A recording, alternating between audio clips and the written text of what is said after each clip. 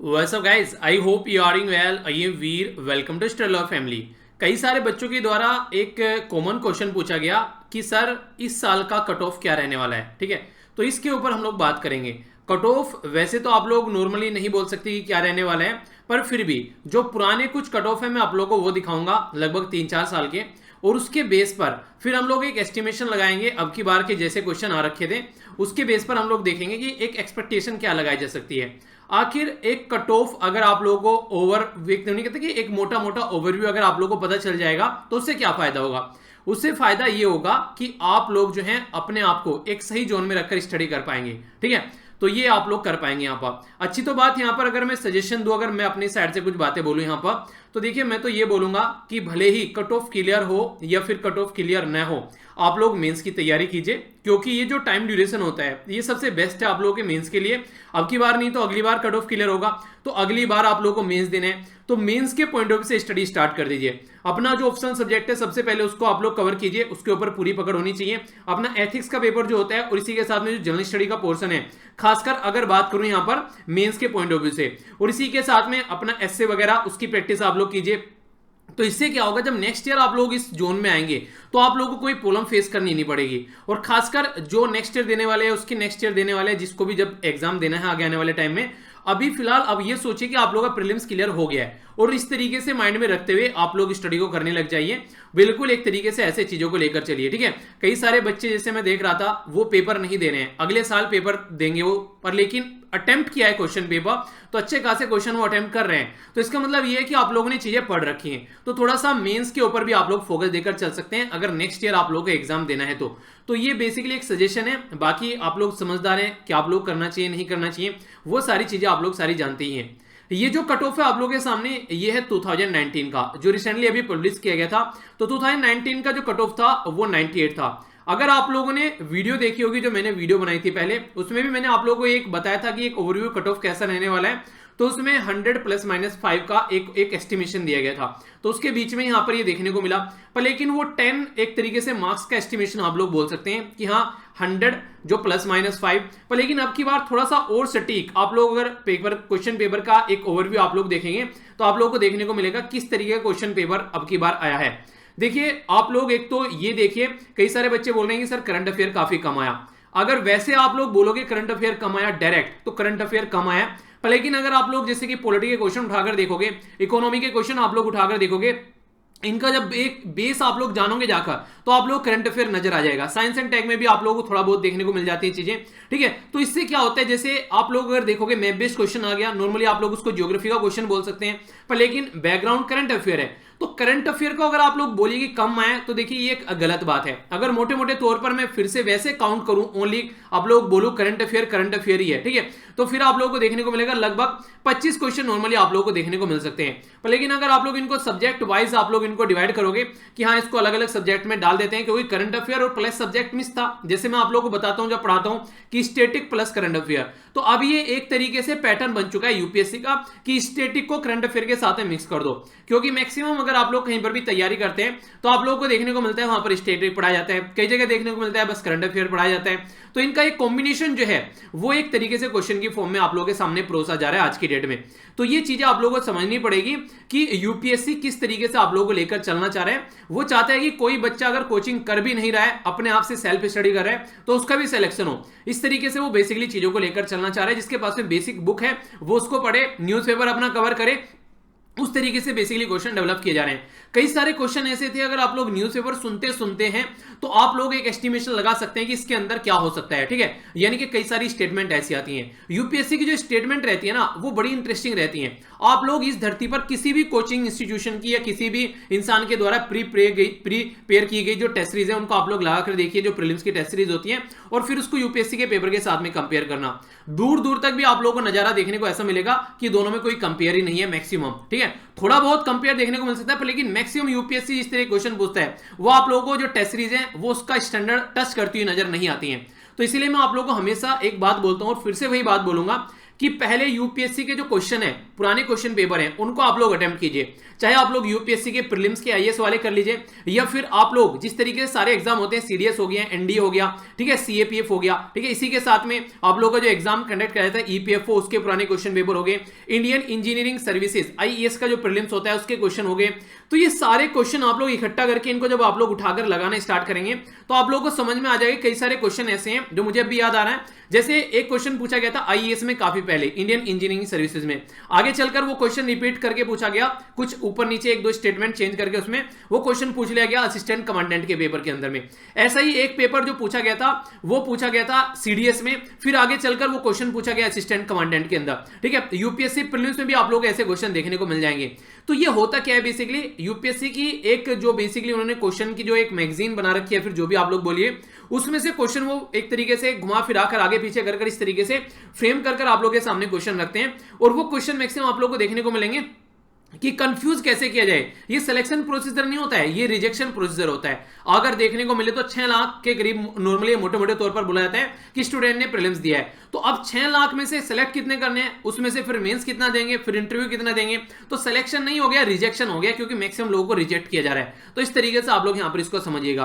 तो अगर बेस चले, आप अगर मानकर आप लोग करंट अफेयर को बेस रख दिया गया हर जगह उठाकर, अगर मोटे मोटे तौर पर आप लोग क्वेश्चन देखेंगे तो डायरेक्ट क्वेश्चन करंट अफेयर के नहीं है, पर बेस करंट अफेयर है। तो ये आप लोग गांठ बांध लीजिए किसी भी तरीके से कि करंट अफेयर पर एक अच्छी पकड़ आप लोग की होनी चाहिए। स्कीम के क्वेश्चन की बात करूं, एक दो क्वेश्चन है, जैसे कि आधार वाला एक क्वेश्चन आप लोग देखते हैं, ठीक है, जो member of parliament local area development वाला क्वेश्चन आप लोग देखते हैं। तो क्वेश्चन आप लोगों को देखने को मिलेंगे, जैसे कि जो किसान क्रेडिट कार्ड वाला क्वेश्चन हो गया। तो ये जो कुछ क्वेश्चन है, ये बेसिकली जिस तरीके से एक पैटर्न रहता है ना कि इसमें से यूपीएससी नहीं पूछता है, ठीक है, वो जो लोगों का बेसिकली एक परसेप्शन रहता है। तो यूपीएससी हमेशा इसलिए कहते हैं कि अनप्रेडिक्टेबल है। अगर आप लोग लास्ट ईयर सोच रहे हैं कि करंट अफेयर बिल्कुल ऐसा है जैसा आपकी बार है, ऐसा ही आएगा, तो करंट अफेयर पर ज्यादा फोकस मत दो, स्टैटिक कवर कर लो, तो हो सकता है अगली बार करंट अफेयर बहुत ज्यादा पूछ ले जाए। कई बार इन्वायरमेंट बहुत ज्यादा पूछ ले जाते हैं, ठीक है, हिस्ट्री का अच्छा खासा पोर्शन आप लोगों को देखने को मिलेगा, एंशिएंट का अच्छा खासा पोर्शन देखने को मिलेगा, और क्वेश्चन भी कई सारे फैक्चुअल और कई सारे ट्रिकी क्वेश्चन आप लोगों को देखने को मिले यहां पर। तो इस तरीके से कोई भी चीज जो है आप लोगों को छोड़कर नहीं जानी है। नेक्स्ट जो ईयर का प्रीलिम्स आप लोगों के सामने आने वाला है वो है 27 जून को, ठीक है। तो अभी ज्यादा टाइम आप लोगों के पास में है नहीं, अगर देखकर चला जाए मोटे मोटे तौर पर। तो इस तरीके से आप लोग देखिए कि अगर आज की डेट में आप लोग यहां पर बैठे हैं तो मोटे मोटे तौर पर लगभग 8 महीने के करीब आप लोग इसको बोल सकते हैं। तो ये 8 महीने ही है आप लोगों के पास में, ज्यादा दूर नहीं है। जिनको ये लग रहा है पता नहीं क्या हो गया हमारे साथ में, तो वो चीजें दिमाग से निकालिए। अब आगे आने वाले पेपर के लिए लग जाइए जिसको लग रहा है प्रीलिम्स क्लियर नहीं होने वाला है, और जिनको लग रहा है प्रीलिम्स क्लियर होगा या नहीं होगा उसका मैं एक एस्टिमेशन आप लोगों को बताऊंगा, उसके बेस पर आप लोग देख सकते हैं। और आप लोगों ने आंसर कीज भी कुछ तो चेक की होंगी, कुछ उसके बेस पर आप लोगों को एक एनालिसिस लग जाएगा। तो यहां पर लास्ट ईयर का जो कट ऑफ था वो 98 था, ठीक है। अब की बार के जैसे क्वेश्चन आ रखे हैं उसके बेस पर अगर मैं पेपर को बोलूं कि इजी था, मॉडरेट था या फिर टफ था, तो कैसा आप लोग बोलेंगे? तो इसको मॉडरेट प्लस थोड़ा सा आप लोग ज्यादा इसको बोल सकते हैं टफर की साइड में, यानी कि एक तरीके से मॉडरेट से थोड़ा सा ऊपर आप लोग इसको बोल सकते हैं। क्योंकि क्वेश्चन जिस तरीके से जिस तरीके क्वेश्चन आप लोगों को देखने को मिलेंगे, तो एक बेसिक पैटर्न जो यूपीएससी का, हालांकि पैटर्न बोला नहीं जा सकता, फिर भी एक नॉर्मल तरीके से जैसे क्वेश्चन होते थे उनसे थोड़ा घुमा फिराकर क्वेश्चन पूछे गए थे।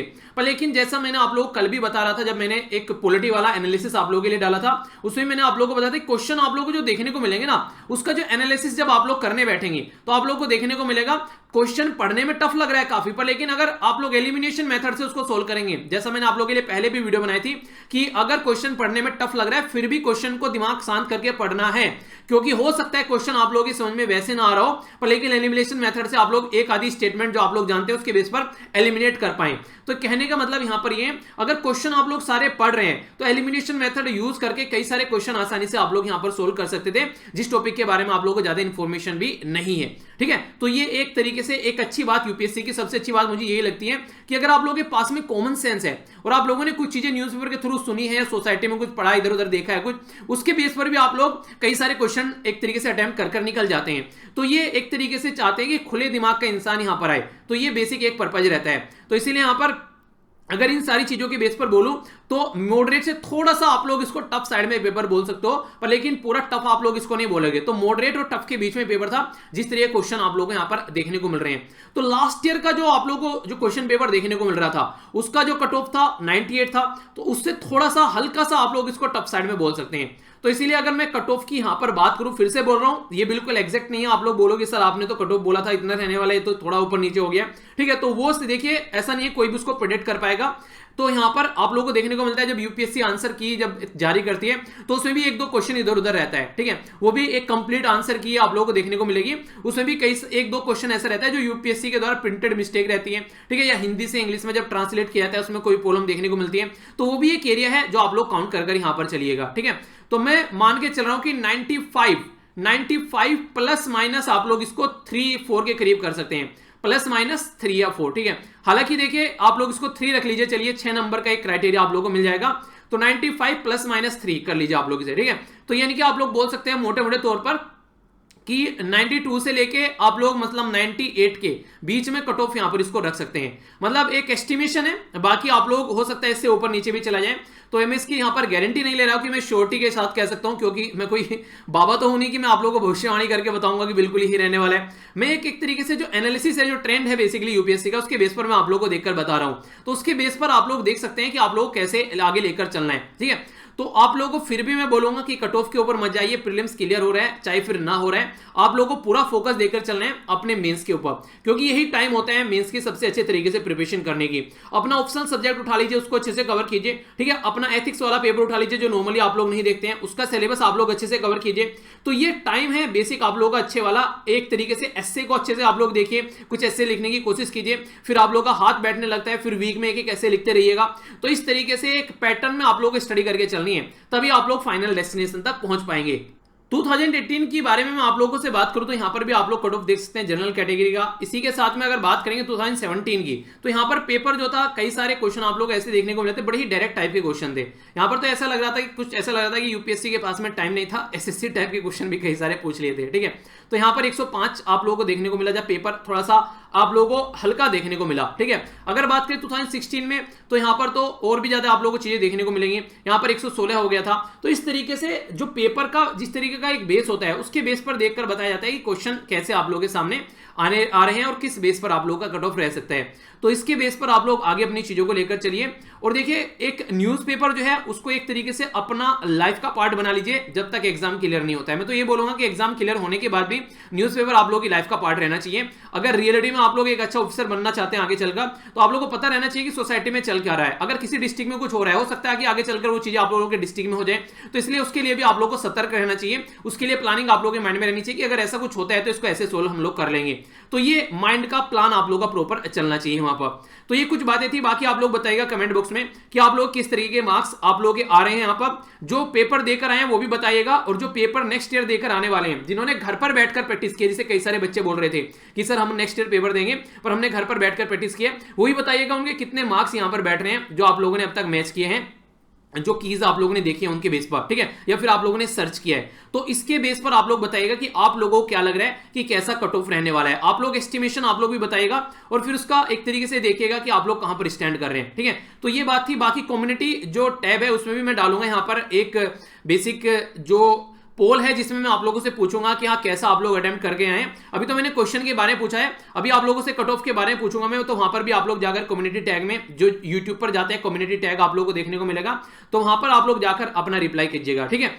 बाकी जो भी चीजें हैं और सारी इंफॉर्मेशन आप लोग को आने वाली वीडियो में मिलती रहेगी। द हिंदू न्यूज़पेपर का डिस्कशन कंटिन्यू आप लोगों का देखने को मिल रहा है, तो उसको मत छोड़िए, क्योंकि करंट अफेयर जो मिस कर देते हैं वो काफी प्रॉब्लम क्रिएट करने वाला होता है। पॉलिटी को अच्छे से आप लोग रिवाइज कर लीजिए, पूरी पॉलिटी आप लोगों की देखने को मिल जाती है। पॉलिटी देखिए हमेशा मुझे बड़ा अच्छा लगता है जब पॉलिटी से पढ़ाया हुआ पोर्शन आप लोगों के सामने आता है, तो मतलब दिल खुश होता है कि हाँ कहीं ना कहीं सेटिस्फेक्शन है, ठीक है। तो ऐसे भी कई सारे बच्चे हैं। असिस्टेंट कमांडेंट का बच्चा था एक, जिसने पॉलिटी और करंट अफेयर की वीडियो देख देखकर पूरा असिस्टेंट कमांडेंट का पेपर का कट ऑफ क्लियर किया था। तो ऐसे भी बच्चे आप लोगों को देखने को मिल जाते हैं, ठीक है। तो इस तरीके से अगर आप लोग सटीक तैयारी कर रहे हैं ना किसी चीज की, तो फिर आप लोग कोई प्रॉब्लम फेस करने को नहीं मिलेगी, ठीक है। तो इसी तरीके से एंजॉय करते रहिए। जो भी आप लोगों के मन में डाउट है या फिर कैसा एक्सपीरियंस रहा, कमेंट बॉक्स में शेयर करना। नेक्स्ट वीडियो में मिलता हूं, एंजॉय करते रहिए। बड़ों को नमस्ते, छोटों को प्यार, छोटी सी लाइफ में एंजॉय करो यार। मिलता हूं नेक्स्ट लेक्चर में, तब तक के लिए जय हिंद।